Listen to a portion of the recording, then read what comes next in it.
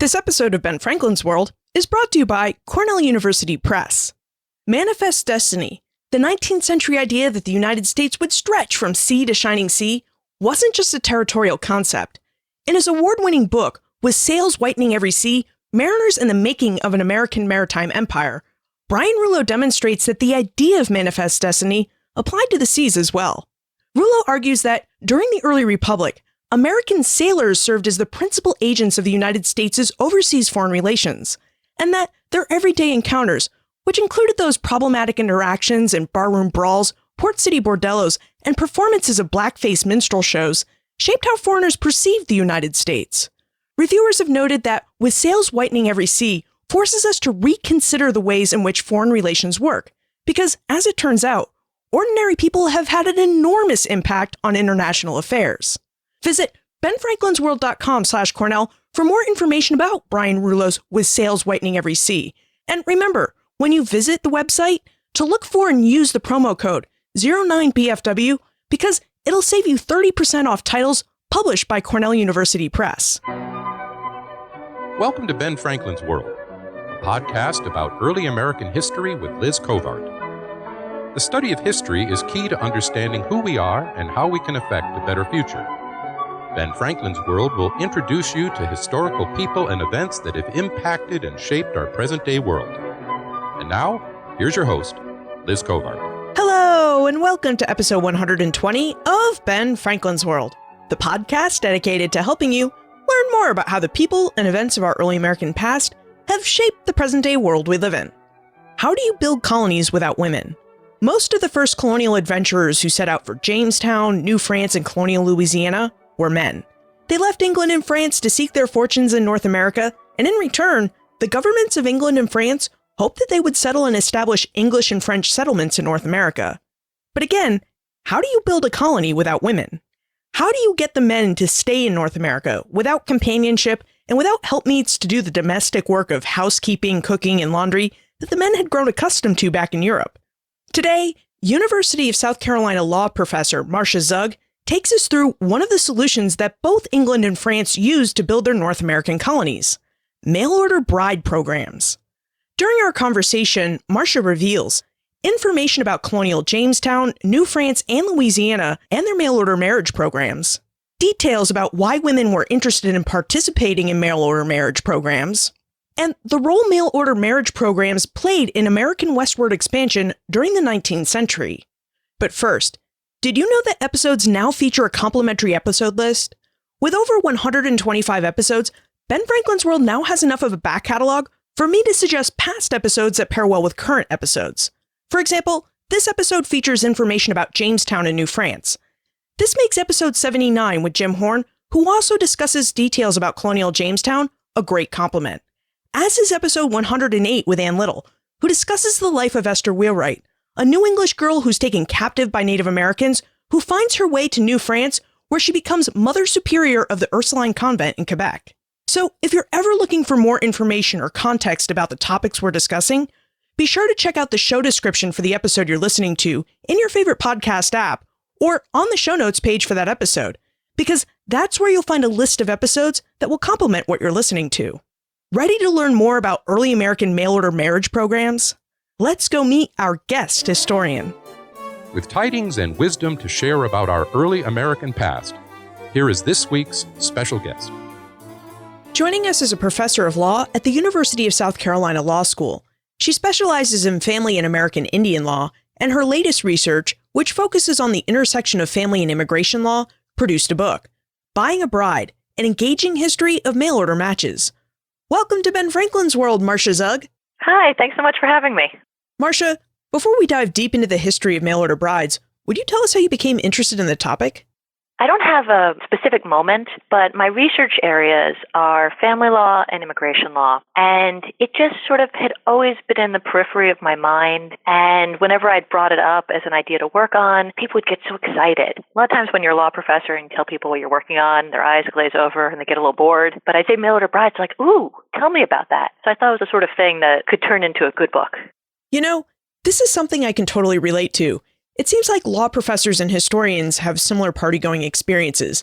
I mean, I know when I go to a party and I tell people I'm a historian, they either get really excited and they talk to me about history for a half an hour, or their eyes glaze over and they can't wait to get out of conversation with me.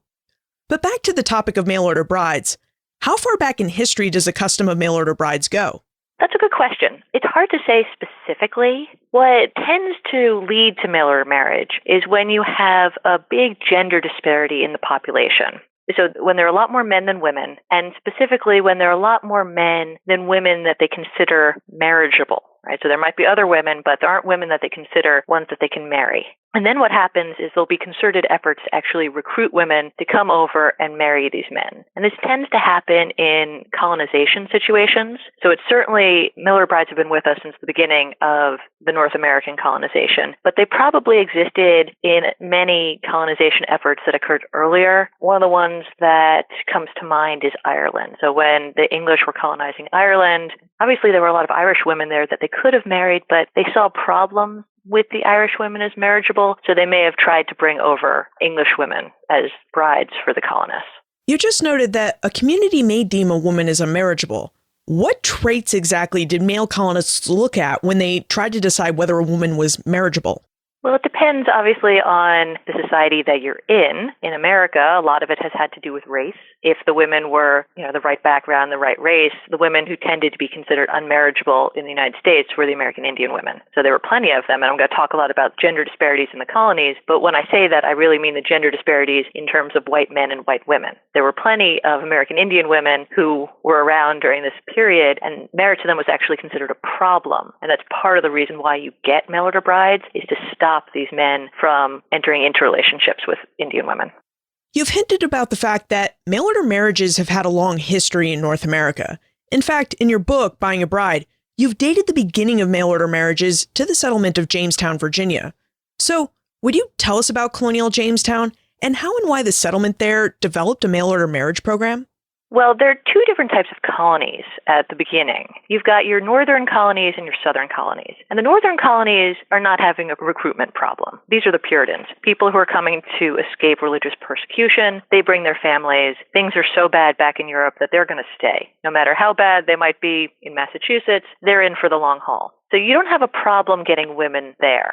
But in the southern colonies, it's very different. You don't have the same sort of religious motivation factors. You have people coming to the southern colonies for economic reasons.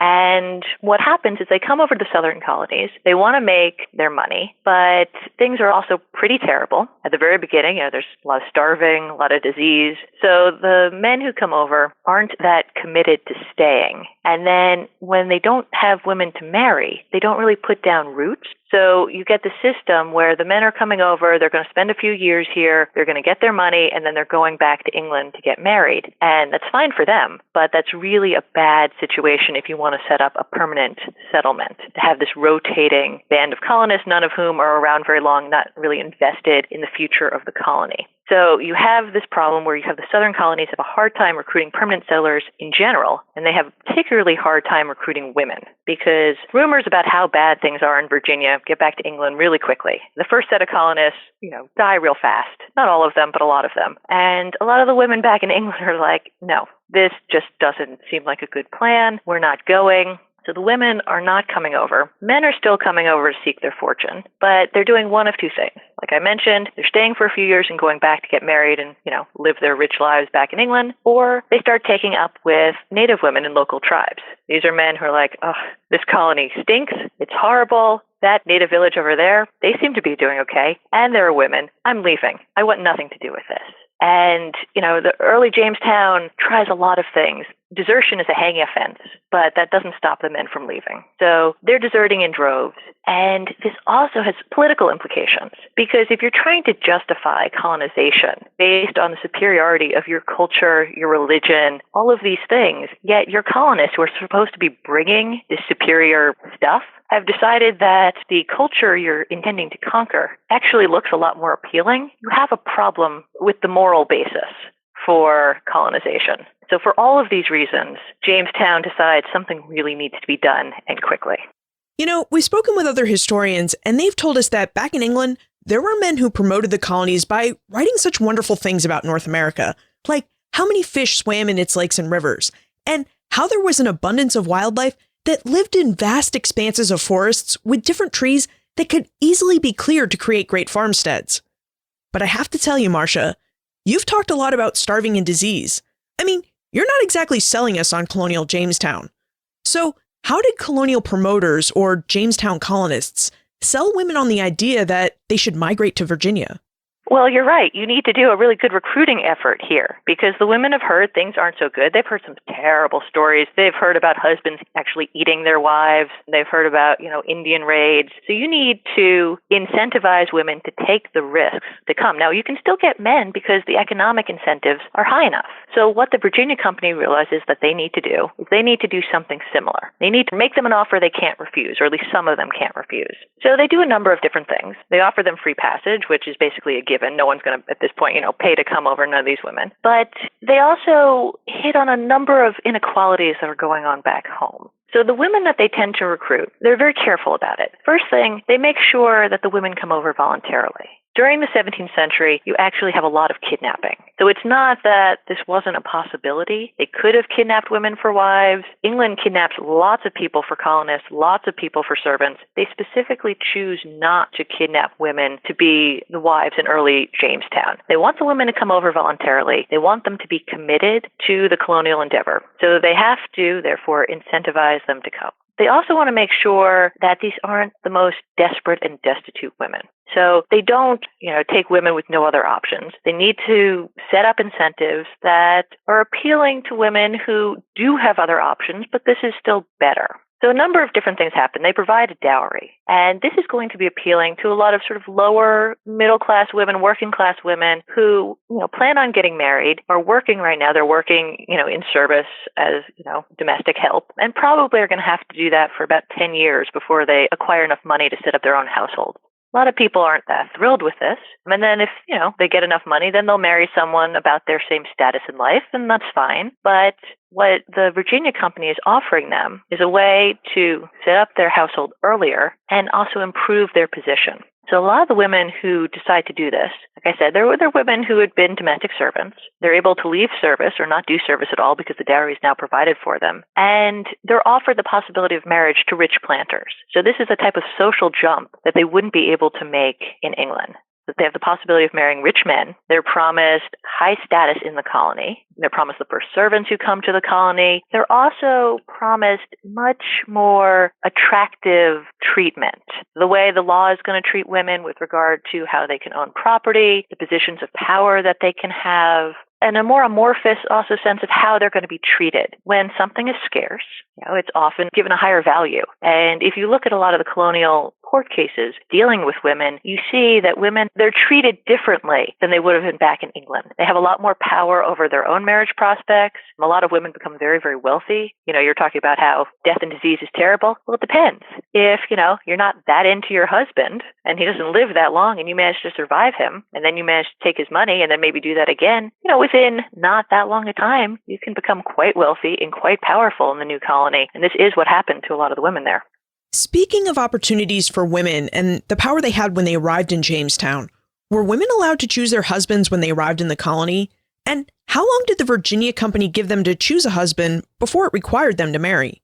Well, they didn't have to marry. The Virginia Company made it very clear that it's up to the women, that they have to come voluntarily, that they do have their choice of marriage partner, and, they can take the time that they need to get married. They're not going to be rushed into marriage. They'll provide them with food and shelter until they're ready to get married. The company feels fairly confident, though, that most of these women are going to want to marry and that they're going to do so fairly quickly. So the Virginia women are often referred to as tobacco wives. And there's a rumor in the, mailorder bride circuit, if you will, about how, these women were bought because there was a payment that the men have to make to the Virginia Company to reimburse the Virginia Company for the women's passage. So they're required to pay 120 pounds of good leaf tobacco when they get married. And a lot of people see this as buying the women. But what you also notice if you look at the rules, the Virginia Company says that the women can marry whoever they want. If they marry a man who can afford to reimburse the passage, great, these men have to pay the company, but it's up to the women. And there's a line about how, if the women are so unwise as to, bestow their affections on poor guys, well, sucks for us, but we'll just have to deal with it and hope that he becomes rich later and maybe can reimburse us. But they make it very clear that the women have the right to choose whatever men they want, even if these men, can't reimburse the passage of the women over to the colony, and that it's up to the women to decide who they'll marry. Now, this wasn't really much of a risk. I think we're thinking a little bit about, modern day ideas about love and affection. But if you think about 17th century marriages, most of them really were about economics anyway. Most of the women who are going to be doing this are doing it to improve their marriage prospects, not for romance. So when the women come over, most of them are going to be thinking, what husband will provide the best life, has the best marriage prospects, economic prospects. And they tended to choose men who were going to be wealthy and would be able to reimburse the company for their passage. And that's what, most marriages were at this time. This wasn't something specific about mail-order marriage. Most marriage was an economic partnership. The idea of marital love really had not come into play yet. Love was actually seen as an inconvenience in marriage and could hurt your bargaining power. If you actually love the person you were trying to marry, then you might not get such a good deal in the marriage. So, was the Virginia Company correct? Did women choose to marry fairly quickly after they arrived in Jamestown? And did they really improve their economic status through marriage? Most of them did marry quickly, and I would say yes with the caveat that Virginia was still not a great place, so a lot of the women died. For the ones who died, obviously it was a bad call. For the ones who survived, though, colonial women did quite well. Southern colonial women were often very wealthy, very powerful, so much so that you actually hear the legislature in Maryland complaining about all these wealthy widows and, grumbling, oh, maybe we should make them get married because they have too much power and, influence and we don't like this, but there's nothing they can do at that time. So there's grumbling about the power of women, but you actually see them asserting it during this period with not much that the government really does to take it away. So there are a bunch of cases having to do with breach of promise to marry. And one of the things that's so interesting about them is these kinds of cases happen in England at the same time, but usually you see women bringing the cases because the person who brings the breach of promise to marry case is the one who thinks they've been hurt by the fact that the marriage has been called off. And in Virginia, you're seeing men bring it.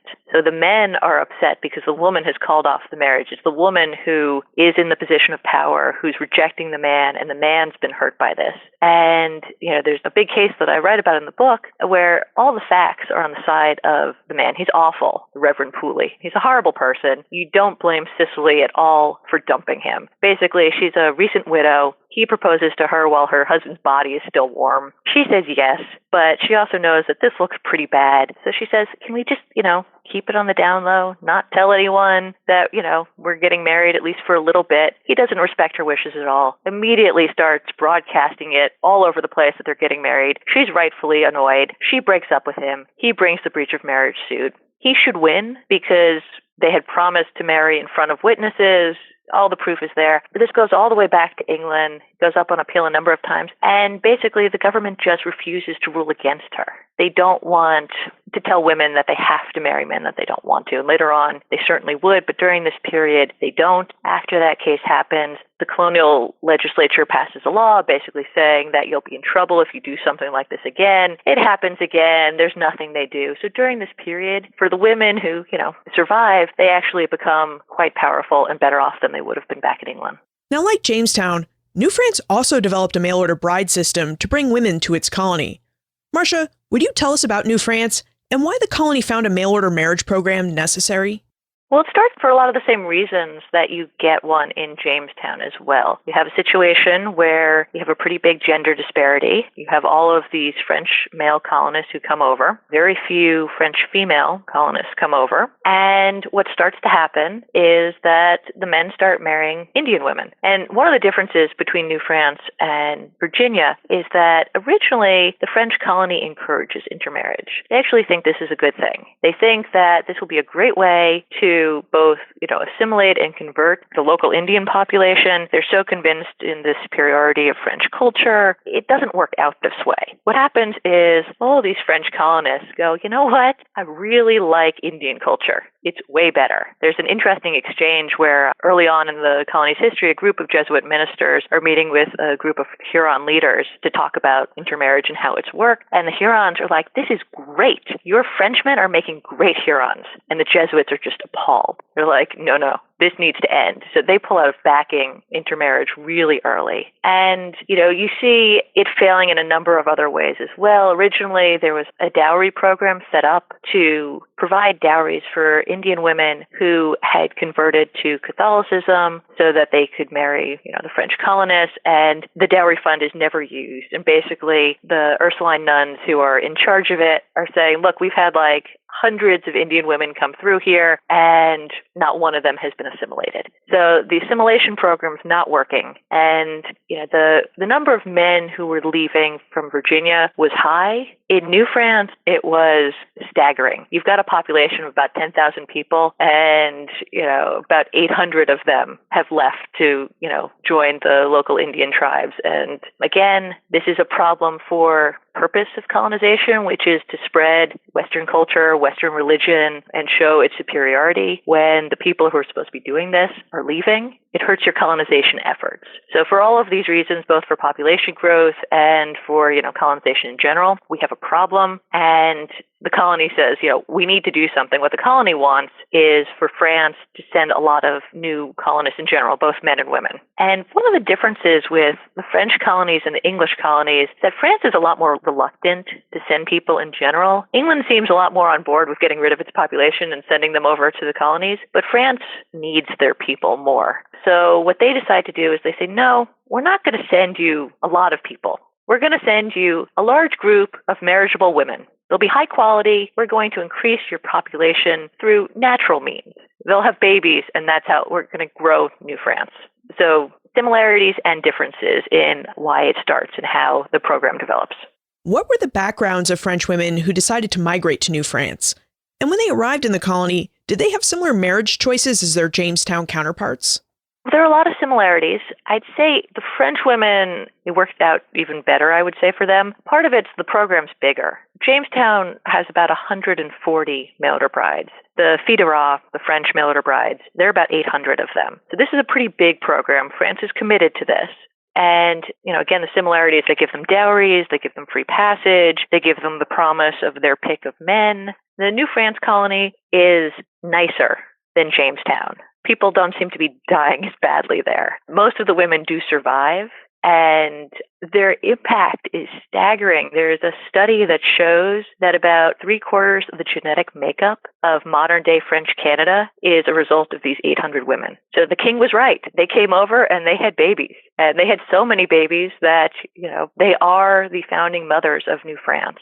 In terms of, what they get out of it, a lot of the women are the same kind of lower middle class, working class women who, see an opportunity, see a way to improve their situation. One of the things that is interesting about New France, which you don't see in Jamestown, is you actually get quite a few noble women. So the Jamestown women, a number of them, out of the 140, about 8 of them seem to have connections to sort of minor nobility. In New France, you actually have so many noble women signing up that the governor of New France starts getting annoyed because he says he doesn't have enough, captains and, generals and people for them to marry, that, they need to stop coming because we can't quite accommodate them all. But the idea that they thought that this was a good opportunity for them, is clear in the numbers that were trying to come. And, they're coming for the financial incentives. They're coming for the freedoms. So again, like in Virginia, but perhaps even more so, the laws in New France are very protective of the women. Treat them well, and treat them well in a way that you don't see happening back in France. So some examples of that in terms of freedom from social structures, stereotypes, oppressive kind of ideas about women. So women can get remarried much quicker in New France. You can see from a lot of the marriage records that describe the women as pregnant when they get married. There's one fille de roi who is really the only one, but she becomes a very famous prostitute, and she does that for many years. And then she decides to give it up and settle down and become a married woman, and that's fine. All's forgiven. So there's a very different treatment of women and the respect that's given to them. The other group of women that come over to New France a lot are religious women. So these women aren't coming over to marry, but they come over to New France because religious women are being treated so much better in the colony than back in France, where there's a big fight about power and the right of women to be powerful religious figures. You have the Counter-Reformation, women are being burned as witches. You're not getting any of that in New France. You're getting a very different treatment of women, respect for women, and that definitely plays out in how the filles de roi are treated as well. Did the better treatment of women in New France have to do with the fact that there just weren't as many women in New France? Oh, yeah. I definitely think that has a lot to do with it. They have power, they can negotiate, and there's not that much that the men can say against it if they want to get married, right? So one of the things that's really interesting and also different than when compared with Jamestown is most of the filles de roi sign marital contracts. So when you talk to people about mail-order marriage, one of the things that people always seem concerned about are, you're marrying someone that you don't know. Maybe you're going to be exploited, taken advantage of. All of these concerns are legitimate concerns. But in New France, 90-some-odd% of them sign these premarital contracts specifically to lessen the risks of marrying a stranger. And the contracts do a number of different things. I mentioned that the women are all given a dowry before they get married. And one of the things the contracts will do is make sure that if the couple separates, the women get to keep their dowry money, which would not necessarily happen without these contracts. And some of them are even more favorable than that.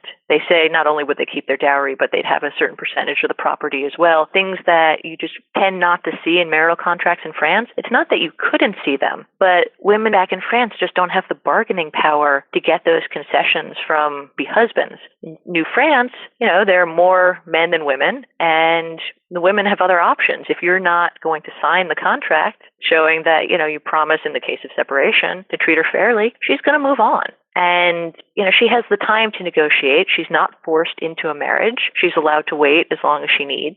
A lot of the women really date for a while. And again, this is different than what you would see back in France, where most of them actually, they may know the man that they're going to marry, but there's not much courting going on during this period. In New France, they actually have the time and ability to meet these men and change their minds. One of the things you'll see if you look at this history is that a lot of the women enter into multiple contracts with multiple men. So you see, one of them thinks, oh, this guy looks good, and she starts dating him. They sign a contract, but then something happens, and she breaks off the contract with him, and she signs it with another man. Wait, maybe not him. Goes back to the first. So she has the time to decide whether or not this is a good deal for her, is in her interest, and this is someone that she actually wants to marry. And it probably puts her in a much better position than she would have if she was marrying back home. The mail-order marriage system proved to be so successful in New France that the French tried to develop a similar system for colonial Louisiana. Marcia, would you tell us about colonial Louisiana and about its mail-order marriage program? I've been telling you about two success stories, and Louisiana is definitely not one, and it's their fault. It starts out very similar. Again, you have a situation where men outnumber women. The men, they're not staying long. A lot of them are dying too. Louisiana is definitely not as healthy as New France. Some of them are leaving to intermarry with native women. So the colony is very small. One of the big differences as well, and the thing that's freaking France out, is that by this point, the American colonies are thriving and they're expanding and they're pushing at the borders. They don't actually know how small Louisiana is, but if they actually get into an armed confrontation with them, there's going to be problems. And Louisiana knows this, and they know they need, a rapid increase in population. So all of these things are making them very nervous. And, they want to try the mail-order bride program, but they do it differently. So, they do a similar type of recruitment. They offer women lots of incentives to come over, dowries, free passages, promise to, marry the men of their choosing. What they leave out is how terrible it is in Louisiana. The women don't realize. And when they do the recruiting effort, they actually make Louisiana sound like a utopia. There's a lot of talk of like bread and honey and how everything's wonderful and you'll come over here and you'll just be a queen. And, the women back in France are actually competing for a slot. They think it's so desirable. So, the first group, they get over to Louisiana right as the starving times are beginning. And the women are appalled. They've been lied to. They're enraged. They immediately try to get back on the boats and go back to France. The captains actually bar their way. The women are prisoners. They've been lied to, and they can't leave. And they rebel to an extent. There's something that's often called the Petticoat Rebellion. And if you read the history around it, you can see that their concerns are just not taken seriously. They have every reason to be enraged. They've been treated horribly. But in the letters from the government that actually talk about the Petticoat Rebellion, they talk about how the women are displeased with the food because it's not as tasty as the food that they're used to in Paris. So they're just being difficult, but we've been able to subdue their concerns by teaching them how to spice foods according to the Indian style, and now they're okay with everything. So they really downplay their role in the women's anger and take no responsibility for it. But that doesn't mean that word doesn't get back to France. So even though the women don't get back to France, word does get back to France about how terribly the first set of mail-order brides have been treated.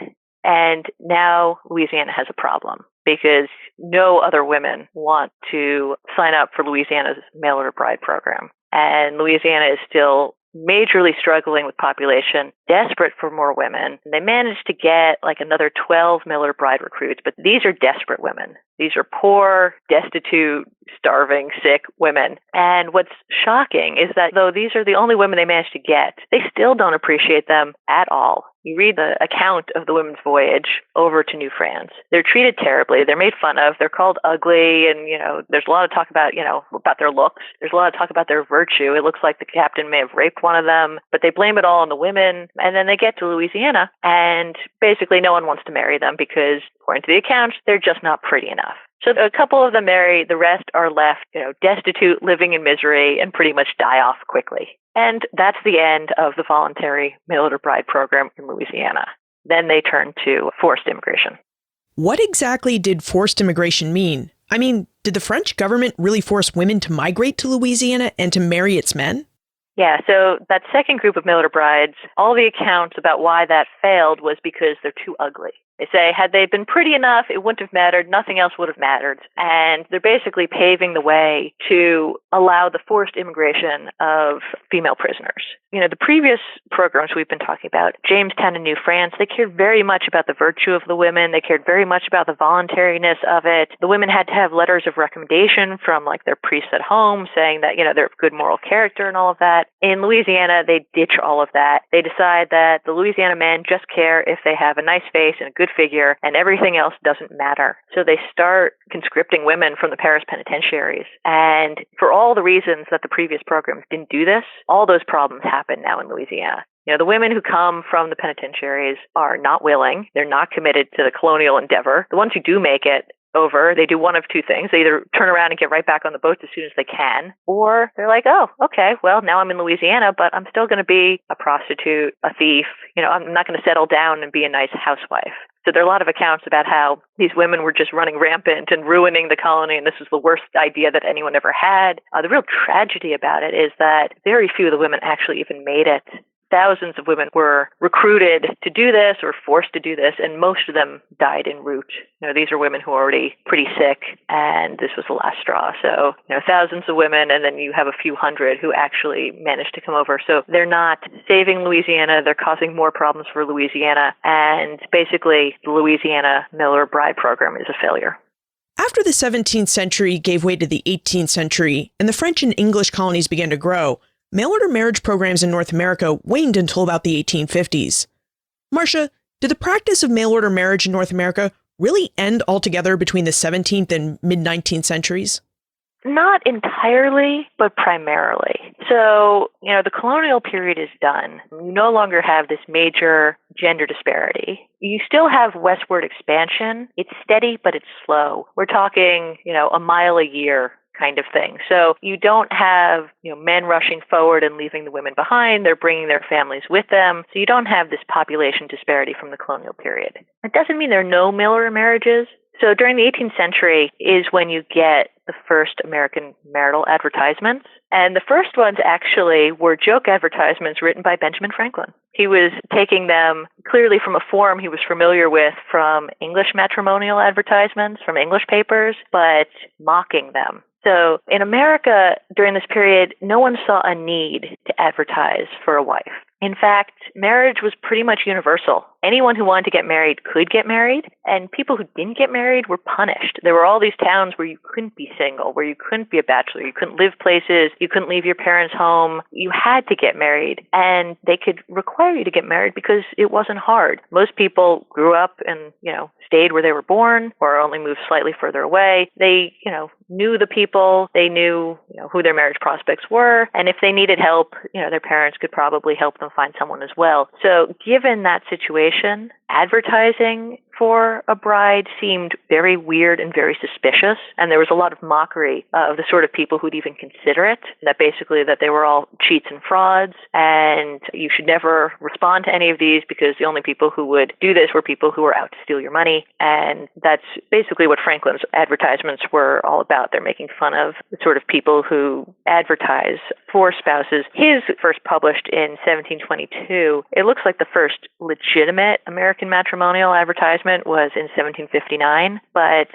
starting at that period, they're constant but small numbers. It's really not until we get back to the gold rush that we see mail-order marriage take off again.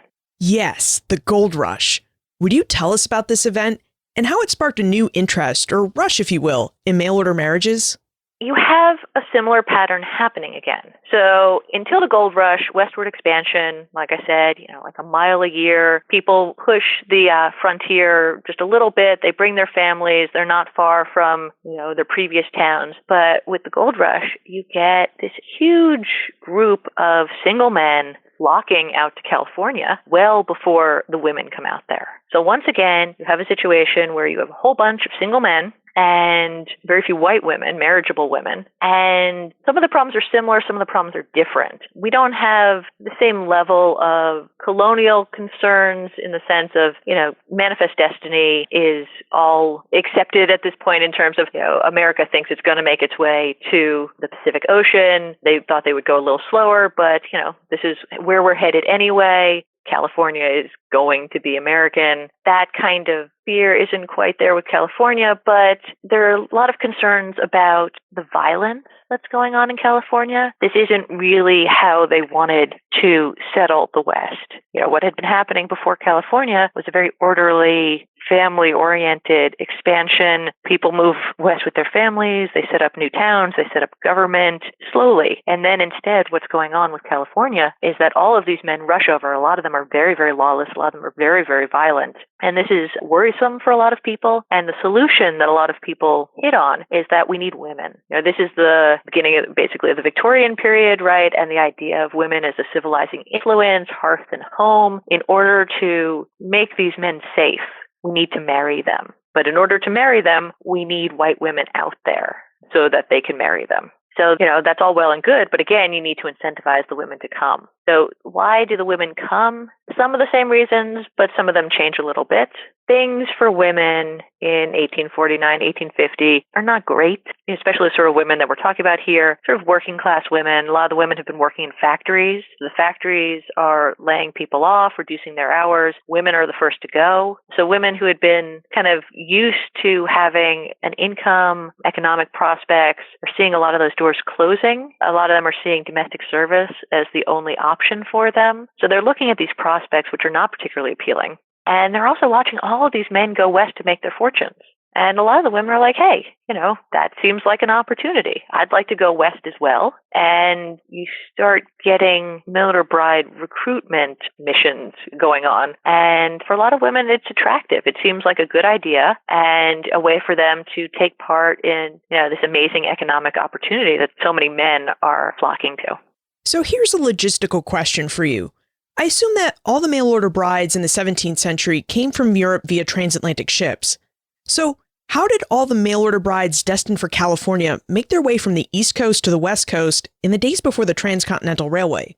A lot of them went by boat as well. And this was a bit of a problem, too, because that boat ride was really, really expensive. California was the first place where you start seeing mail-order marriage prospects pop up again. But they don't really get successful until slightly later when things get cheaper, when we do have the Transcontinental Railroad. So there are women who are interested, but they can't afford it. So a lot of it turns on whether or not they'll have their passage paid. So the first recruitment effort was sponsored by this woman, Eliza Farnham. And she had just inherited a whole bunch of land out in California. And she's worried because she's been hearing these horrible stories about all the violence that's going on in California. She's a recent widow. She has 2 young sons. She wants to go out to California and claim her land, but she's also nervous about, what kind of place will this be? Is this someplace that, she wants to raise her kids? What are the prospects for California? And, she believes very strongly in the civilizing influence of women. She's a leader in the domestic feminism movement, which is all about, they believe in the superiority of women, but they believe in the superiority of women through their womanly, domestic type of traits. So she decides that she's going to recruit all of these women to help marry the miners and civilize them and calm them down and, make California a habitable place to be. The problem for Farnham is that she doesn't pay for the women to go, so she wants to recruit a lot of women like her, upper-class women. And her pitch is basically, do this for your country. Sacrifice your Eastern comforts, your warm fires and all of that to go out west and toil with the miners and, help manifest destiny, settle this country, all that kind of thing. The problem is most of those women had no interest in doing this. They liked their nice Eastern warm fires and had, little desire to go live in some sort of, mining town and dangerous gold rush place. So those women aren't interested. They don't sign up. The women who are interested are the ones I was mentioning before, the women who have been working in the factories, who don't see much in the way of future prospects, want to go somewhere where they think women are going to be a lot more respected, will be able to, earn a decent wage, treated better. But these women don't have any money, and they're not who Farnham wants. She's, not particularly interested in them. When they sign up, she doesn't work hard to get them the funds. In the end, her mail-order bride program is a disaster. I think she brings over like 4 people. Maybe it's only 3. One of them leaves to marry the ship's captain on the way over to California. So, it's not particularly successful, but the idea is she had a lot of support for her idea. All of the papers go on and on about how wonderful this idea is. And, this is the forerunner of a whole bunch of mail-order bride expeditions that do happen in the West. And it also spurs California to really start recruiting women. And they do that in a number of different ways. So they realize, they may need, to recruit women to come on their own. So how are they going to really incentivize women to come?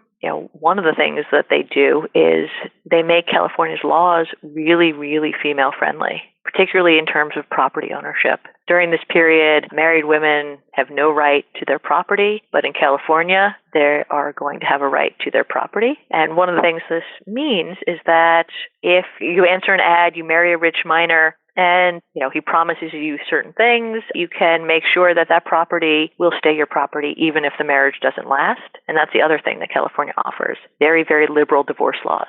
So a lot of the women who come out, it's not that big a risk because if the man they just married doesn't work out, they can leave. And there's always someone, waiting in the wings to step in and take his place as well. Throughout our conversation, we've been talking about how early North American mail-order marriage systems recruited women. And in all the cases we studied here, recruiters go back to places where there are women and try to convince women that they should move to places where there are few women. Was this the only system of recruitment that worked? I mean, were there other ways that men and women made their desire for a mail-order spouse known to each other? Well, it starts, the colonial period, you basically have the government posting broadsides. And then you have, slightly later, the recruiters with their, full-page ads in the newspapers. But by the later 19th century, what's really taken over is individuals. Newspapers are all over the place. You've got newspapers that only exist as matrimonial advertisements. There are dozens of these matrimonial newspapers. And, it was the precursor to Tinder and all of that. It was lonely people who were having problems meeting people where they were and wanted to increase their marital prospects. So they would place ads in these papers, far away. So, a miner in California would place an ad in, a New York paper, and he would write about himself or what he was looking for in a woman. And then, women would read it and they'd start corresponding. And by this point, you have the Transcontinental Railroad. It's not as hard to go out there, so that people would correspond for a bit. And if, it seemed like a good idea, if they seemed interested in meeting, then usually he'd send her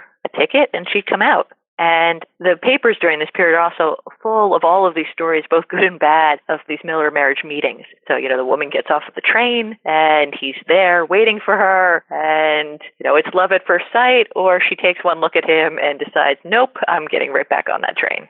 In your book, Buying a Bride, and through our conversation, it really seems like early American mail-order marriage programs were good programs. Well, with the exception of Louisiana and its forced migration program. But on the whole, mail-order marriage programs seem to have offered participants opportunities and choices.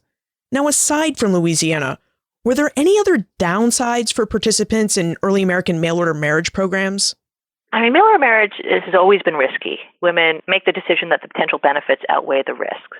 Really, what I'm arguing is that this was a rational choice, that these women understood the risks, that in many cases it worked out, but not in all cases. And there were certain things that happened over time to reduce risks, but there was always the possibility of fraud. There are a number of cases, from the 19th century where women are lured to enter into marriages with men who are already married, so they're not actually able to get married, and then the men leave them, so they're deflowered and they're ruined in that way. There was always the possibility of, violence as well. There are a few cases about that too. People using matrimonial advertising to meet victims.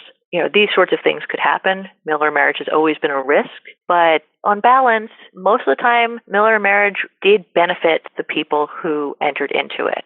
It's a way for people who may not have that many marriage prospects or economic prospects, mobility prospects, to change their lives. And for women in particular, the men are the colonists, the men are the miners. They're the ones who are able to move and, go out and seek their fortune. And the women aren't able to do this in the same way. Marital immigration gave them that mobility. It gave them that power to change their lives that they didn't have in their place of origin. And for a lot of the women, it was a very, very feminist move. A lot of the women come from places where women were being actively devalued. During the second half of the 19th century, Miller marriage was recommended in response to certain campaigns about surplus women, and that's the term that they use. All of these women who were unmarriageable and therefore just a drain on society and a waste. And, if woman's only purpose was to be married, if you live in a place like that treats you as worthless, Miller marriage was a very good option for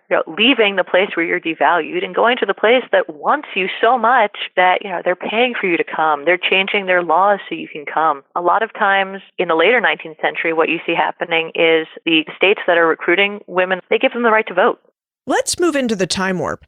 This is a fun segment of the show where we ask you a hypothetical history question about what might have happened if something had occurred differently or if someone had acted differently.